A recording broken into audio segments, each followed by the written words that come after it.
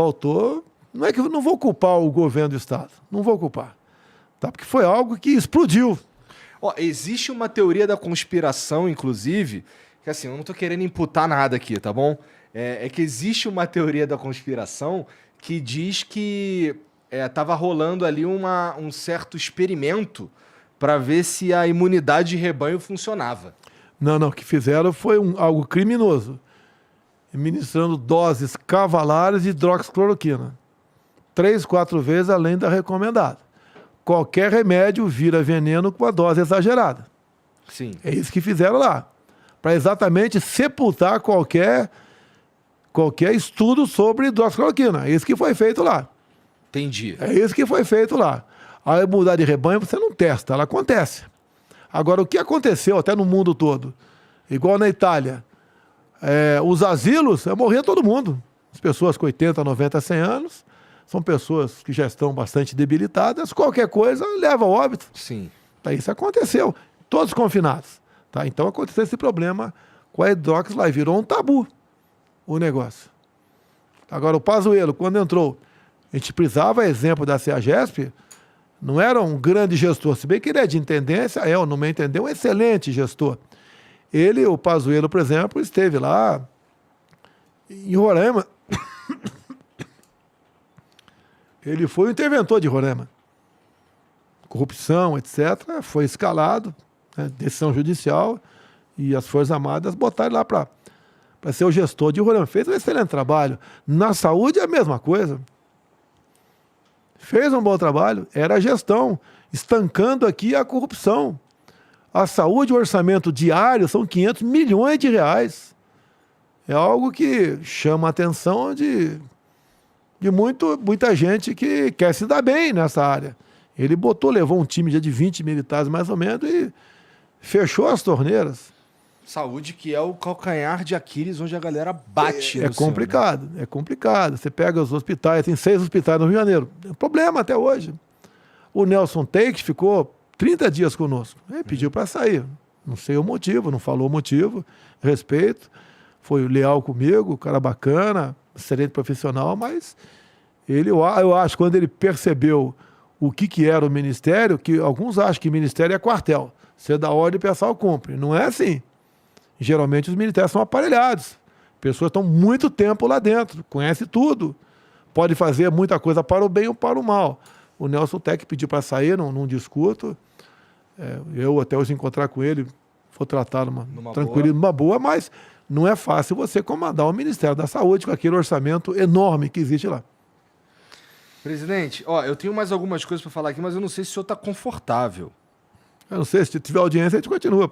Porra, quase 600 mil. Então vamos continuar aí, pô. Agora dá uma pimentada aí, pô. Tá ficando papai e mamãe.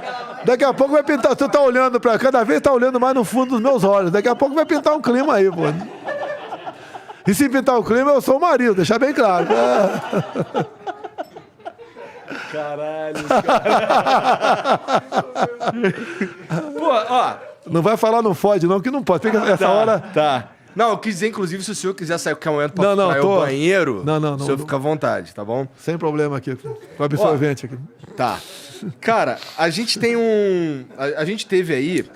Eu conversei com alguns caras aqui que eles fizeram parte do governo num primeiro momento.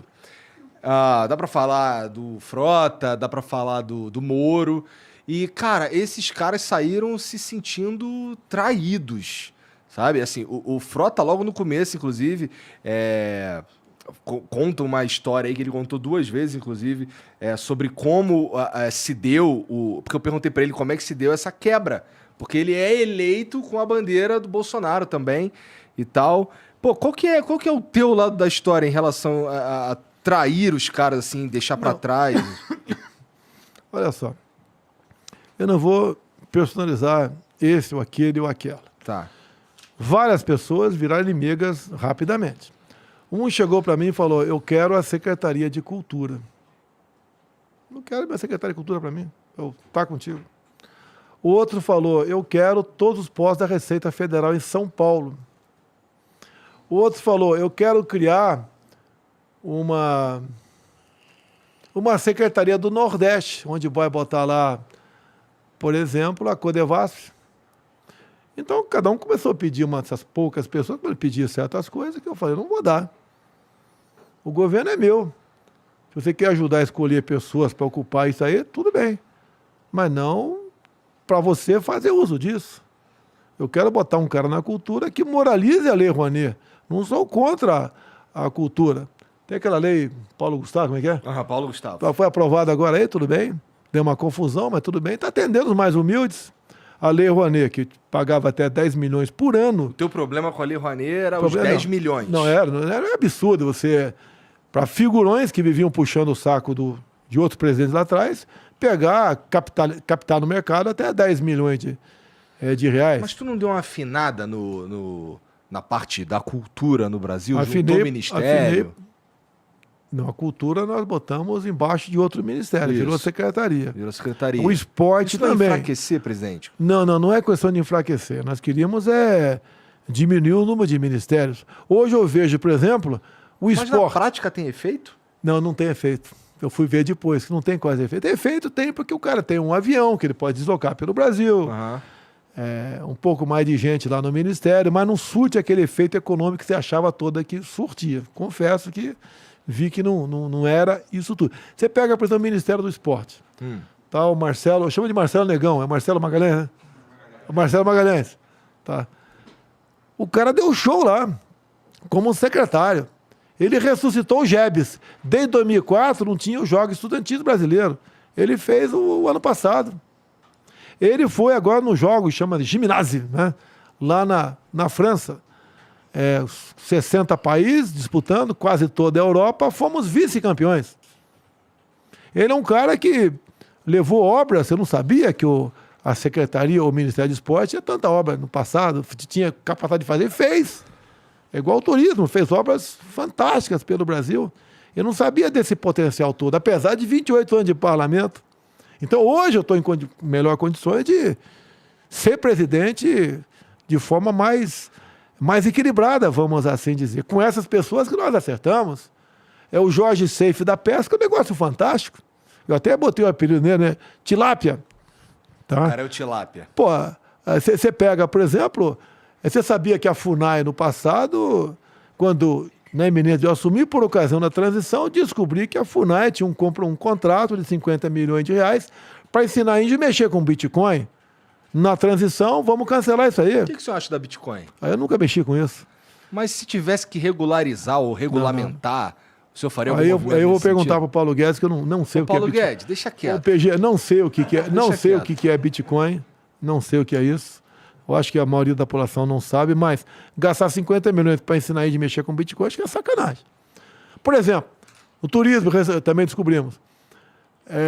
Um contrato lá, aí foi executado, foi pago no governo anterior, tá?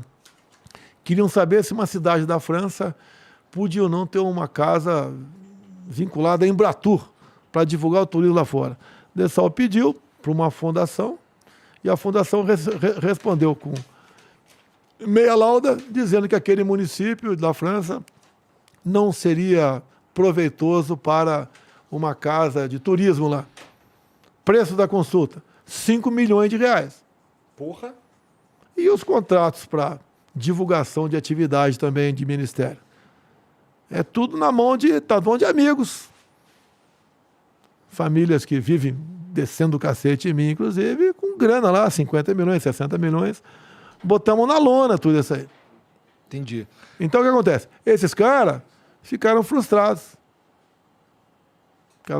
Que queriam participar do governo dessa forma, indicando pessoas, podiam até indicar, mas o crivo é meu. Ô, Tiagão, porra, não vou tomar não, porque eu vou te falar, eu tô me mijando já, então deixa quieto aí. Obrigado. Não, vai mijar nas calças aí, vamos Eu vou continuar. mijar nas calças. Eu devia ter colocado na Tá com fraldão aí ou não?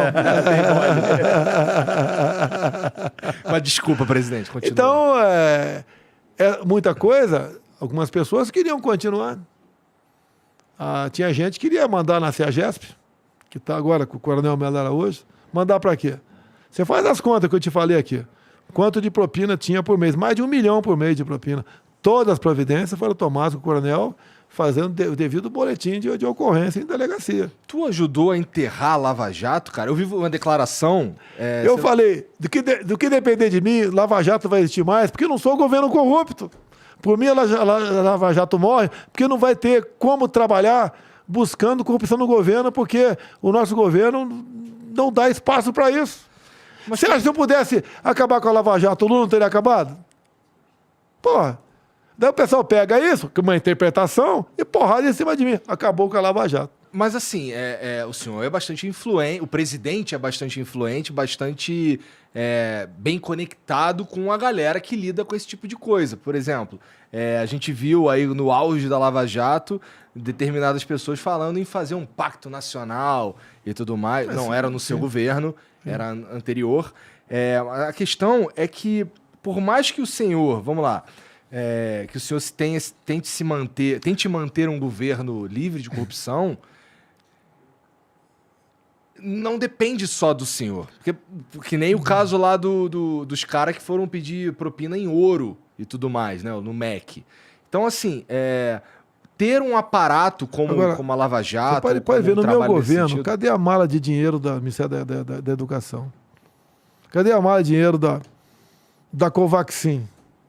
Qual conta? Não tem nada. Só ilações.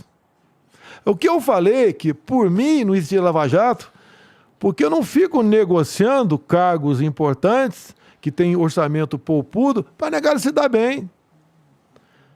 É que eu falei para você, eu sequer mexo no meu cartão corporativo de R$25 mil, que eu posso tomar em tubaína todo mês. Eu não pedi a aposentadoria da Câmara por 28 anos de parlamentar, mais 2 incorporados de vereador, podia estar ganhando mais 30 mil por mês. Isso tudo perfeitamente verificável, não é? Não, tipo, não tem, se aquele cara ele quiser ir pesquisar isso, ele chega a essa conclusão. Hoje em dia eu estou com 50 anos de serviço. Aham.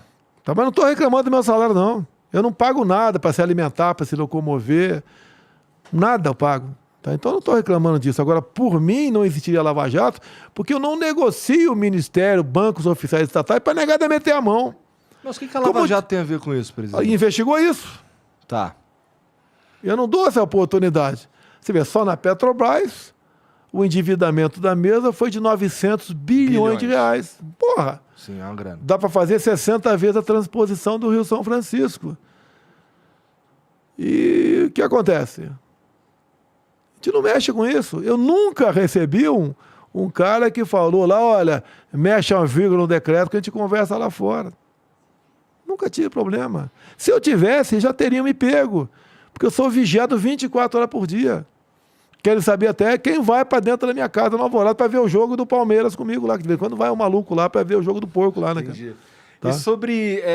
a gente falou mais cedo aqui sobre o lance daquele possível cargo vitalício e tal, que o senhor falou que não tem nada a ver com isso. Vão me acusar de frouxo, de estar negociando. Eu digo uma coisa, eu vou ser preso por qual acusação? Atos antidemocráticos, porque desconfiou da urna eletrônica. Vou ser preso igual a Janine Áñez, ex-presidente da Bolívia, está presa por 10 anos, por ser acusado de praticar atos antidemocráticos. Tá de brincadeira. É que aquele 7 de setembro pode, assim, foi mas considerado... Mas o que aconteceu? Não aconteceu nada no fim das contas. Em 7 de setembro, você nunca viu, em movimento de rua do pessoal simpático a mim, uma cesta de lixo virada. Mas os caras levantam as faixas duvidosas. Qual faixa? Porra. Artigo 142? Vamos... Não, peraí. Vamos por parte. Artigo 142. É isso? Vamos lá, peraí. Não é, vamos dizer, artigo 142. Tu me pergunta. Não, artigo 142. O pessoal fala que é o militar interferindo. Se está na Constituição, todos os artigos têm que ser respeitados, do 1 ao último. Mas é que é mais... Se alguém fala, AI-5. AI-5. Existe ato institucional no Brasil? Essa pessoa que levanta a faixa do AI-5 deve chegar, meu filho, para de passar vergonha, não existe ato institucional. O senhor dá um esporro neles quando aparece? Não, eu não estou no meio do povo, eu falo pessoal meu, para falar isso, pessoal, educadamente, para de fazer o papel de ridículo, não existe AI-5. Agora, um ministro do Supremo se vê ofendido com AI-5, esse ministro é um frouxo. Não existe AI-5, está com medo do quê? O que é ato institucional número 5? Você podia caçar uma das coisas mais horríveis que aconteceu, né? Vamos lá. O que é o ato institucional número 5? Permitia a cassação de parlamentares. Sem processo nenhum. Chegava a lista, AI-5 na rua. A grande maioria dos cassados por AI-5, as listas eram feitas pela mesa da Câmara. Eu cheguei em 91, conversava com muita gente lá. Alguns eram militares que caçavam. Sim, errado. Aconteceu. Mas nenhum governo militar prendeu um deputado federal por um dia sequer.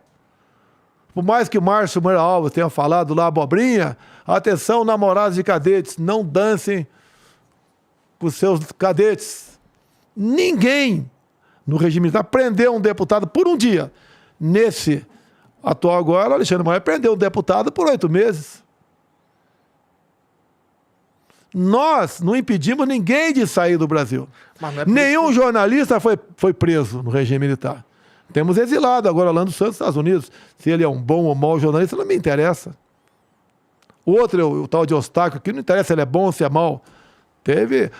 por exemplo, uma menina, a Bárbara, te alusei. Bárbara, te atualizei. Teve sua página desmonetizada.